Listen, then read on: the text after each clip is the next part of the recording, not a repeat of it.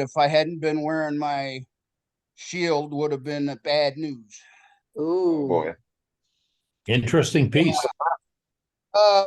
Bowl broke in half, Mm. and What part of broke in it,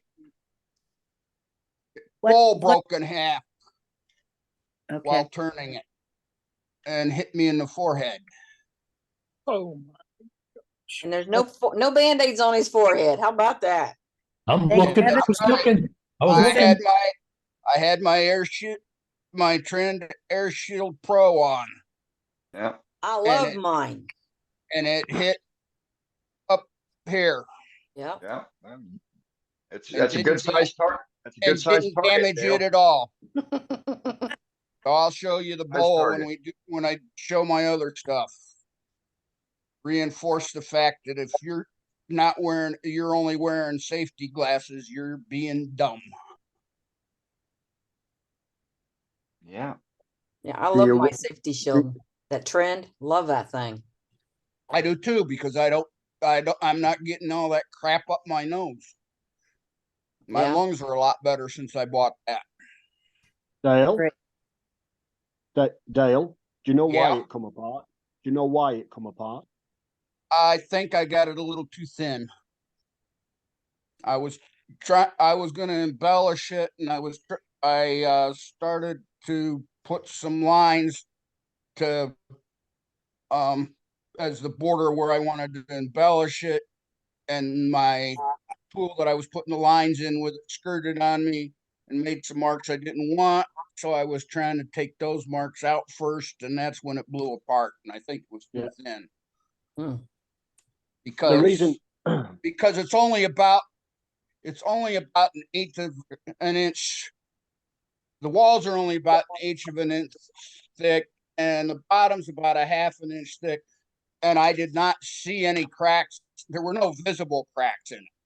So you were doing the lines after you'd already hollowed it out? Yeah. Yep. So I probably should have done all the embellishment and everything before I hollowed it out. that is correct.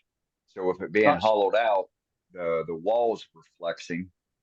Yep. And so, it's not concentric now as you're spinning it, and you're trying to use your gouge to make your lines. And so it caught from the wall flexing, and that's what created the initial skate back. Mm-hmm. And then when you went to try and take those out, you're applying a little bit more pressure with your gouge. Probably got it at the wrong presentation, and it really caught because the wall are not supported with the center mass, and that's going to happen 9 times out of 10 to anyone that tries to go back. Yeah, and I hadn't decided how I wanted to embellish it until after I'd hollowed it out. I wasn't sure how I wanted, if I wanted to embellish it or just leave it plain until I had hollowed it out. And I decided this cherry didn't have enough. It was just too plain, and I wanted to do something with it. And I should have decided that before I hollowed it out. Indeed. Live and learn. Sure. Yeah, well, that's why I asked the question, because normally an accident isn't actually an accident. It's caused by something. Yeah. Whether that accident, you can call it an accident, but there has to be a reason for it. A car crashes on a road with ice. I'm not saying you can remove the ice. But ultimately, if you understand what has caused it in the first place, the likelihood is that it's not going to happen again. If you've got a piece of timber that you haven't been able to see a crack in, then realistically there was no way around it. But next time I want to do that, I'm going to put the lines in it and the embellishment on the outside before I hollow it out. It's one of them things that you kind of learn, over a period of time with anything. You almost have to finish the outside before you start the inside.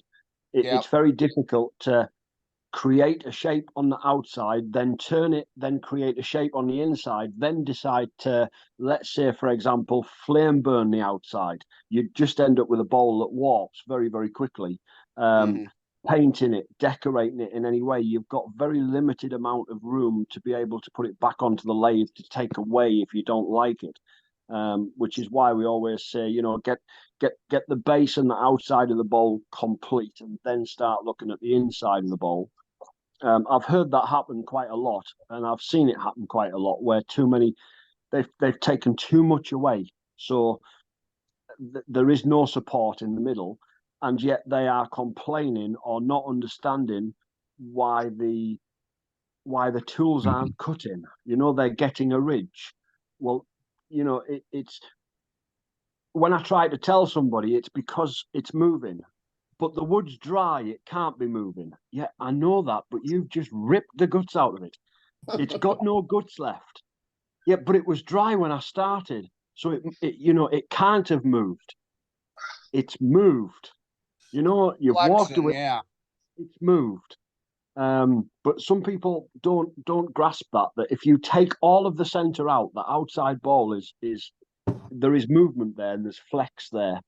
And I think that like Dane said, has probably created you know, even a minor catch would blow a very, very thin ball up like that. You wouldn't even realize that you'd caught it the wrong way. What you've done is you've lifted the bevel off it, and bang. Now that I think about it, that's pretty much what happened. Yeah. Is the bowl was, because it's only about 1/8 of an inch thick, it wouldn't take much flex or wrong presentation of a tool for it to blow up. Yeah. Yep. Yeah. And I never hit that on switch on my lathe without that Trend Air Shield Pro on. Mhm. Even when I'm putting my sanding paste or whatever on it, I still have the Air Shield Pro with the face mask on, because if I might put enough pressure on the bowl then to cause it to flex enough to break.